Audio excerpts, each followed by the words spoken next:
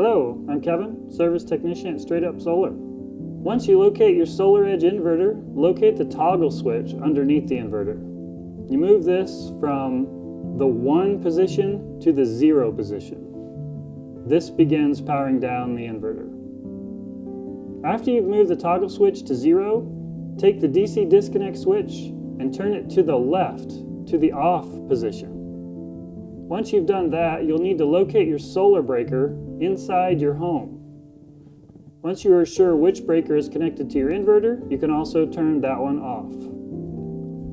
You'll need to wait 10 minutes for the system to fully shut down and reset, then turn your solar breaker back on. At that point, go back to your inverter, turn the DC disconnect to on, and move the toggle switch to the 1 or on position.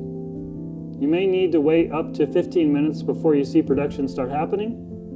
After waiting 15 minutes, there are a couple ways to verify if you have power.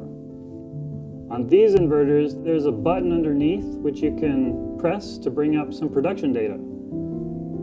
On the SolarEdge inverter with no screen, there are 3 lights underneath it. When you first power the unit down or back up, you'll see 3 blinking lights, red, green, and blue. After the inverter is fully booted back up, the blue light will indicate communication.